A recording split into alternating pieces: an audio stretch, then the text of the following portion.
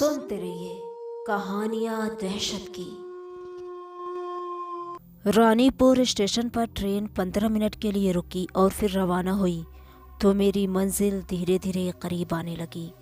मुझे चंद मिनट बाद आने वाले कस्बा दीनापुर के स्टेशन पर उतरना था, जहां पर ट्रेन ने सिर्फ 1 मिनट के लिए रुकना था। इसलिए मैं अपना सामान संभालने लगा।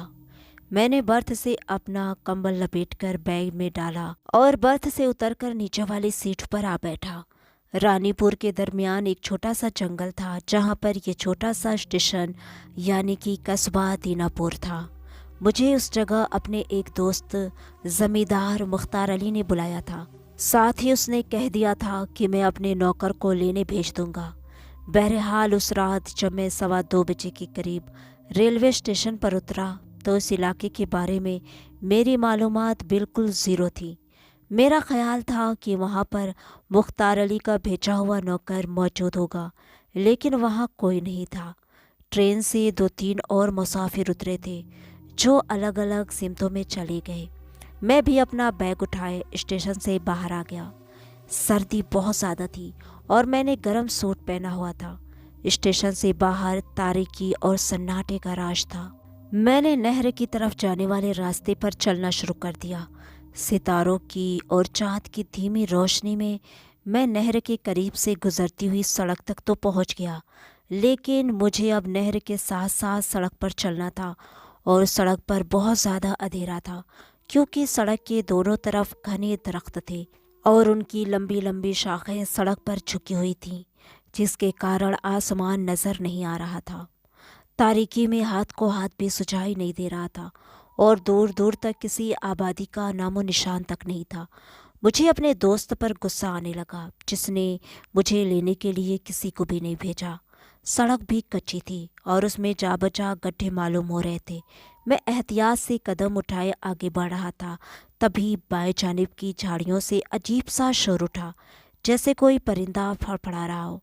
आवाज़ सुनकर मैं बेसाख्ता रुक गया और झाड़ियों की तरफ देखा तो मेरा दिल धक से रह गया। उस तरफ तारीकी में 2 गोल गोल चमकती हुई आँखें मुझे घूर रही थी। एक लम्हे के लिए मैं खौफ से अपनी जगह साकित रह गया। मैंने जोर से ज़मीन पर पाँव मारा तो वो आँखें गायब हो गई। मैं चंद लम्हे ऐसे ही खड़ा रहा और दोबारा चलना शुरू किया। तभी मुझे अचानक पीछे से घोड़े की टापों की आवाज़ें सुनाई दी। मैं रुक गया। शायद कोई घुड़सवार आ रहा था। मुझे ख्याल आया कि मैं घुड़सवार के ज़रिए से मुख्तार अली के बंगले तक जा सकता हूँ। मैंने पलट कर देखा, मगर तारीकी में कुछ नज़र नहीं आया। शायद वो अभी दूर होगा। मैं उसका इंतज़ार करने लगा। घोड़े की टापों की आवाज़ें धीरे धीरे करीब होती जा रही थी, जिसका मतलब था कि वह इधर ही आ रहा है। लेकिन काफ़ी देर गुजर गई और घुड़सवार वहाँ नहीं पहुँचा तो मुझे हैरत हुई और एक अनजाना सा खौफ महसूस होने लगा। तभी अचानक से आवाज़ें आना बंद हो गई। मुझे ऐसे लगा जैसे घोड़ा मुझसे चंद कदम के फासले पर आकर रुक गया हो। मैंने आंखें फाड़ फाड़ कर उस तरफ देखने की कोशिश की, मगर घोड़ा नज़र नहीं आया। तुम कहाँ खड़े हो घोड़े वाले? मैंने तेज़ आवाज़ में पुकारा, मगर डर के मारे मेरी आवाज़ काँप रही थी। थोड़ी देर बाद मुझे अपने सामने एक इंसानी साया दिखाई दिया। वो मुझसे थोड़ी दूरी पर रुक गया। क्या बात है साहब? एक ससराती आवाज़ आई। मैं मुख्तार अली का मेहमान हूँ। तुम कौन हो? मैं करमो हूँ साहब। ओह, तुमको मुख्तार अली ने भेजा है? मैं खुश हो गया। जी हाँ, मुझे आपको लेने के लिए भेजा गया था। मैं स्टेशन गया तो गाड़ी जा चुकी थी और आप वहाँ नहीं थे। क्या तुम्हारे पास घोड़ा है? अभी मैंने घोड़े की टापों की आवाज़ सुनी थी। नहीं साहब, घोड़े की क्या ज़रूरत है? साहब का बंगला पास ही है। अच्छा, फिर चलो। मैंने सोचा घोड़े की टापों की आवाज़ मेरा वहम होगी। टार्च लाए हो? जवाब में वो हंस पड़ा, मगर उसकी हंसी, ओफ खुदा की पनाह, मेरे जिस्म में सनसनाहट दौड़ गई। साहब, आप तो इधर पहली बार आए हैं। हमें तो आदत हो गई है अंधेरे की। हमें रात में भी दिखाई देता है। वो आगे आगे चल रहा था, मैं उसके पीछे पीछे। वो बहुत तेज़ तेज़ चल रहा था।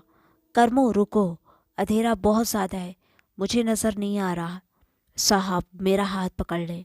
मैंने उसका बढ़ा हुआ हाथ थाम लिया, मगर दूसरे ही लम्हे मेरे जिस्म में सर्दी की लहर दौड़ गई। اس کا ہاتھ بالکل برف کی طرح ٹھنڈا تھا، جیسے کسی مردے کا ہاتھ ہو۔ کرمو، تمہارے ہاتھ تو بہت زیادہ ٹھنڈے ہیں۔ ارے صاحب، سردی زیادہ ہے نا، آپ نے تو گرم کپڑے پہنے ہوئے ہیں، ہم تو غریب لوگ ہیں۔ میں خاموش رہا، لیکن اس کی کلائی کی نبض بھی بند تھی، جس کی وجہ سے مجھے ڈر لگ رہا تھا۔ اندھیرے میں تو میں اس کا چہرہ بھی نہیں دیکھ پا رہا تھا۔ میرے ایک ہاتھ میں بیگ تھا، دوسرے میں کرمو کی کلائی۔ اچانک مجھے ہلکی سی آواز سنائی دی، جیسے کسی نے سرگوشی کی ہو۔ پھر دوسری آواز آئی جو کرمو کی تھی، غصہ بھری۔ پھر اچانک کرمو کا ہاتھ میرے ہاتھ سے نکل گیا۔ میں نے اس کے ہاتھ کو پکڑنے کی کوشش کی، لیکن میرے ہاتھ میں کچھ نہیں آیا۔ تبھی تیز تیز سرگوشیاں سنائی دینے لگی، جیسے دو لوگ آپس میں لڑ رہے ہوں۔ میں خوفزدہ ہو کر وہیں رک گیا۔ اب کرمو کا سایہ بھی نظر نہیں آ رہا تھا، لیکن دبی دبی آواز اب بھی آ رہی تھی۔ ایک آواز تو کرمو کی تھی، لیکن دوسرا کون تھا اور وہ نظر کیوں نہیں آ رہے تھے؟ خوف سے میرے پسینے چھوٹنے لگے۔ میں اندھیرے میں آنکھیں پھاڑ پھاڑ کر انہیں دیکھنے کی کوشش کر رہا تھا۔ کرمو، تم کہاں ہو؟ دوسرا کون ہے؟ میں نے پکارا، لیکن کرمو کی طرف سے کوئی جواب نہیں ملا۔ البتہ آوازیں آنا اچانک بند ہو گئی۔ ساتھ ہی مجھے یوں لگا جیسے کوئی بھاری چیز پاس ہی گری ہو۔ میں نے جلدی سے نیچے دیکھا، لیکن کچھ نظر نہیں آیا۔ میں نے دوبارہ کرمو کو پکارا۔ مجھے پھر کسی کے گرنے کی آواز سنائی دی، ساتھ ہی تیز کراہنے کی آواز سنائی دی، جیسے کوئی درد میں ہو۔ خوف سے میرے رونگٹے کھڑے ہو گئے۔ کرمو، کس سے لڑ رہے ہو؟ میں چیخا۔ گھبرائے نہیں صاحب، اس خبیث کو میں نے بھگا دیا ہے۔ میرے قریب سے ایک آواز ابھری، لیکن وہ آواز کرمو کی نہیں تھی۔ تم کون ہو؟ میں نے ہکلاتے ہوئے پوچھا۔ دینو کمہار، اس نے ہنس کر کہا۔ آپ کو لینے آیا ہوں صاحب جی۔ آخر یہ دینو اور کرمو کا کیا راز تھا، جانیں گے اس کہانی کے اگلے بھاگ میں۔ تو دوستوں، سننا مت بھولیے گا اور ویڈیو کو لائک کر دیا کریں، اور چینل پر نئے ہیں تو پلیز سبسکرائب کر دیں۔ شکریہ۔